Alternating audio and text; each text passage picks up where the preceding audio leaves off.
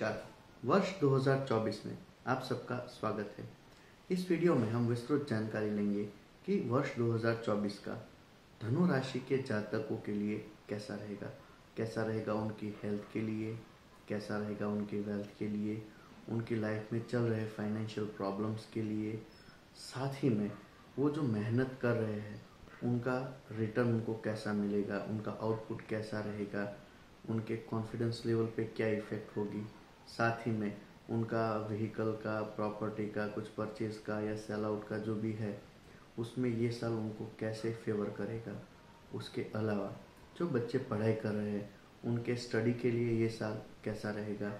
जो लोग रिलेशन या अटैचमेंट लेवल पे है तो उनके लिए शादी के योग बन रहे हैं या किस तरह से वो सिचुएशन वर्कआउट होगी, उसके लिए भी हम डिस्कस कर लेंगे। साथ ही में ये साल आपके करियर के ग्रोथ में, करियर की प्रोग्रेस में कैसा रहेगा। आपके अंडर में जो लोग काम करते हैं उनके साथ आपके रिलेशनशिप कैसे रहेंगे। जो लोगों की शादी की एज हो गई है तो उनके लिए ये साल मैरिज योग के लिए कैसा रहेगा। जो लोग ऑलरेडी शादीशुदा है उनकी शादीशुदा ज़िंदगी कैसी रहेगी ये पर्टिकुलर साल में। उसके अलावा आपकी हेल्थ में या लॉन्ग टर्म तक आपको चलने वाली कोई हेल्थ कंसर्न है उसमें ये साल कैसा रहेगा। साथ ही में आपके बिजनेस के ग्रोथ के लिए या फिर कुछ ऐसा आप एडवांसमेंट करना चाहो या तो कुछ डाइवर्सिफिकेशन करना चाहो तो ये साल आपके लिए कैसा रहेगा। ऑन टॉप ऑफ दैट ये साल में आपका भाग्य आपको कितना सपोर्ट करेगा, लक कितना एनहांस होगा और आप जो मेहनत करो उसकी आपको प्रॉपर क्रेडिट और अप्रिशिएशन कैसे मिलेगी ये भी हम डिस्कस कर लेंगे। और एग्रीगेट इन जनरल पूरे साल में आपकी लाइफ के जो भी इम्पोर्टेंट कंसर्न है या लीगल मैटर है इन सब में ये साल कैसा रहेगा ये हम जनरल डिस्कस कर लेंगे।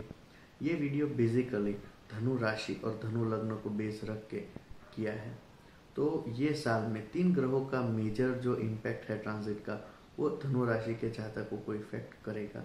सबसे पहले गुरु जो कि 1 मई को अपनी राशि चेंज करके आपकी कुंडली में छठे स्थान पे आएंगे। 1 मई दोपहर को 1:07 तक गुरुदेव जो है वो आपकी कुंडली में पंचम स्थान मेष राशि में है और उसके बाद आपके छठे स्थान में मतलब कि वृषभ राशि में ट्रांजिट करेंगे। उसके बाद शनि जो है वो आपके तृतीय स्थान में पूरा साल ट्रांजिट करेंगे और राहु और केतु जो है वो आपके चतुर्थ और दशम स्थान पे ट्रांजिट करेंगे। तो ग्रहों का कैसा इम्पैक्ट रहेगा आपके लिए वो हम डिस्कस कर लेते हैं। सबसे पहले शुरुआत करते हैं गुरु के लिए। तो गुरुदेव जो पिछले साल राहु के साथ चांडाल दोष में थे और उन दोनों का अभी ट्रांजिशन सेपरेट हुआ 30 अक्टूबर 2023 के बाद। तो अभी गुरु और राहु का सेपरेशन होने के बाद आपके लिए ये पीरियड पढ़ाई में भी सपोर्टिव रहा, साथ ही में लक भी आपको ये साल पर्टिकुलरली सपोर्ट करना चालू कर देगा। गुरु की डायरेक्ट जो 7वीं दृष्टि है वो आपके लाभ स्थान पे है। तो अभी से लेके मार्च, अप्रैल और 1 मई मतलब अप्रैल एंड तक आपको फ्रेंड सर्कल से भी बेनिफिट हो सकता है। गुरु की जो दृष्टि है वो चंद्रमा के ऊपर 9वें भाव पे है। तो जो गुरु की दृष्टि की वजह से चंद्र गुरु का गज केसरी योग आपको नेम, फेम, सक्सेस, प्रोग्रेस भी देगा और कुछ नए विजडम, कुछ नए प्लानिंग, कुछ नए एग्जीक्यूशन इन सब में गुरु की दृष्टि आपको हेल्प करेगी। जो लोग फिटनेस कॉन्शियस है उनके लिए वेट रिड्यूस करने का टाइम अब हो गया है। तो अभी से आप एक्टिव हो जाओ तो साल के एंड तक आपकी प्रॉपर डिजायर्ड फिटनेस भी आप मेंटेन कर सकते हो। जो लोग रिलेशनशिप में है उनके लिए ये पर्टिकुलर टाइम रिलेशनशिप वाइज इतना फेवरेबल नहीं रहेगा।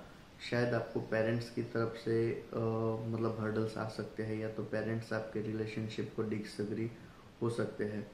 तो जब तक पेरेंट्स का आपको अप्रूवल ना हो तब तक आपको रिलेशनशिप में कमिटमेंट नहीं देने हैं। जिन पेरेंट्स के बच्चों की धनु राशि है ऐसे पेरेंट्स को, ये बात पेरेंट्स के है जिनके बच्चों की राशि धनु है, उनको ये साल आपके बेटों के साथ, आपके बेटी के साथ या वर्बल मिसकम्युनिकेशन ना हो या आपके साथ उनके डिस्टेंस ना आए या फिर आपके बिहेवियर की वजह से उनके सबकॉन्शियस माइंड में आपके लिए नेगेटिविटी ना रहे, उसका आपको थोड़ा ध्यान रखना है। कुछ भी मैटर हो आप उनको प्यार से समझा के करोगे तो आपके ट्यूनिंग अटैचमेंट अच्छी रहेगी। फिर हम बात करते हैं शनिदेव की। शनिदेव आपकी राशि में तृतीय स्थान पे ट्रांजिट करेंगे। तीसरा स्थान जो है वो पराक्रम का, कॉन्फिडेंस का, सिबलिंग्स का होता है, तो उसमें आपको ऑटोमेटिकली बढ़ोतरी होगी। भाई बहन के साथ रिलेशनशिप भी इम्प्रूव हो सकते हैं। बट उसकी तृतीय नीच दृष्टि फिफ्थ हाउस में, मतलब कि जो बच्चे पढ़ाई कर रहे हैं उनके लिए थोड़ा स्ट्रगलिंग फेज पढ़ाई में रहेगा। साथ ही में आपको रिलेशनशिप में एक शॉर्ट टर्म ब्रेक आ सकता है या तो एक शॉर्ट टर्म सेपरेशन आ सकता है।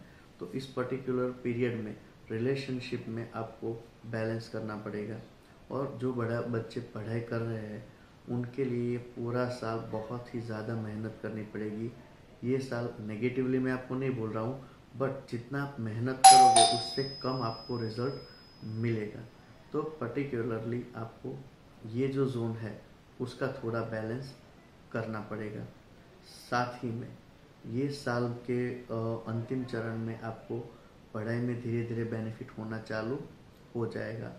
उसके बाद शनि देव की सप्तम दृष्टि आपके नवम भाव पे पड़ेगी, तो आपको थोड़ा हार्डवर्क ज़्यादा करना पड़ेगा, एफर्ट ज़्यादा करनी पड़ेगी। आपको लगेगा कि स्ट्रगल लेवल थोड़ा है, बट उसको पॉजिटिवली आप करोगे तो अभी आपने जो मेहनत की है फ्यूचर में आपको उससे उतना ही ज़्यादा बेनिफिट मिल पाएगा। फिर हम बात करते हैं शनि देव की दसम दृष्टि 12वें भाव पे। तो ये पर्टिकुलर जोन आपके लिए शनि की दृष्टि में अच्छा नहीं है, क्योंकि मंगल की राशि है, शनि की शत्रु दृष्टि दशम स्थान पे है, 10वीं दृष्टि 12वें स्थान पे है। तो कहीं ना कहीं लीगल मैटर में या लॉन्ग टर्म तक स्ट्रेच हो रही डिस्प्यूट में ये पीरियड आपके लिए फेवरेबल नहीं है।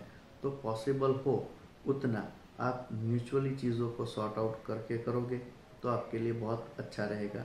कोई भी चीज़ों को आपको कॉम्प्लिकेटेड करना नहीं है। उसके बाद हम बात करते हैं कि राहु और केतु की। तो राहु आपके चतुर्थ स्थान पे रहेगा और केतु दशम स्थान पे।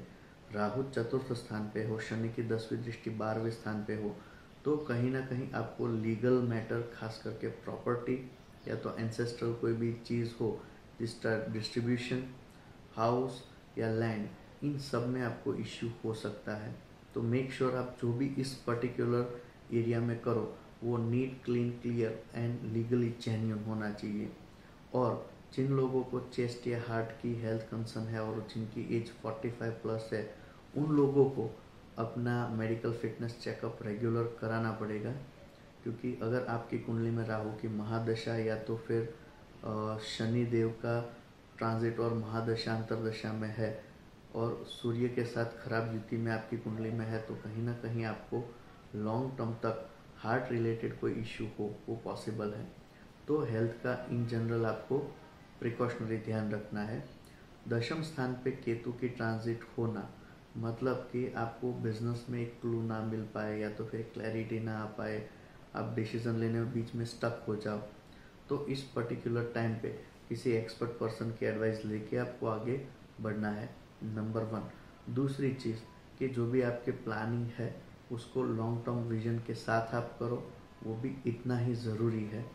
और जो लोग जॉब में चेंजेस एक्सपेक्ट कर रहे हैं उन लोगों के लिए अगर आपके पास दूसरा ऑफ़र है या अपॉर्चुनिटी है तो ही आप जॉब में स्विच कर सकते हो या चेंज कर सकते हो। पर्टिकुलरली एक चीज़ जब तक दूसरी अपॉर्चुनिटी ना हो तब तक आपको छोड़नी नहीं है। तो इन जनरल ओवरऑल ये पूरा साल आपके लिए थोड़ा हेल्थ वाइज और मेहनत वाइज टफ रहेगा, बट अच्छे कर्म करो, ज्योतिष के उपाय करो और हेल्थ का ध्यान रखो, तो ओवरऑल ये साल आपके लिए अच्छा रहेगा। जनवरी में गुस्से पे कंट्रोल करना है, फरवरी में फाइनेंशियल चीज़ों को बैलेंस करनी है, मार्च महीने में आपके दूसरे लोगों के साथ वर्बल मिसकम्युनिकेशन ना हो उसका ध्यान रखना है, अप्रैल महीने में व्हीकल चलाने में ध्यान रखना है और प्रॉपर्टी डिस्ट्रीब्यूशन की मैटर हो तो उसके शांति से रिजॉल्व करना है। जो लोग फॉरेन जाने का ट्राई कर रहे हैं उनके लिए ये साल सबसे बेस्ट है। तो फॉरेन एस्पिरेंट लोगों के लिए ये साल आपको बहुत अच्छा बेनिफिट मिलेगा। मई महीने में स्टडी में थोड़ा ध्यान रखना है। जून जुलाई में स्टमक रिलेटेड हेल्थ कंसर्न और मैरिज लाइफ को बैलेंस करना है। अगस्त महीने में आप कहीं ट्रैवल कर सकते हो, स्पिरिचुअल आपकी जर्नी हो सकती है। सितंबर महीने में बिजनेस और जॉब का थोड़ा टेंशन रहेगा और साथ ही में पेरेंट्स की हेल्थ का या तो उनके साथ आपके रिलेशनशिप का इशू रह सकता है। सितंबर और अक्टूबर महीने में लीगल मैटर को अवॉइड करना है या स्ट्रेसफुल सिचुएशन से अपने आप को दूर रखना है। नवंबर और दिसंबर इन जनरल आपके लिए मिक्स और बैलेंस रहेंगे, तो इस पर्टिकुलर पीरियड को आप पॉजिटिवली एंजॉय करो और नेक्स्ट ईयर का अच्छे से प्लानिंग करो। आशा रखता हूँ ये पूरा साल आपके लिए और आपके परिवार के लिए बहुत अच्छा रहे, सुख शांति और समृद्धि आए। नमस्कार।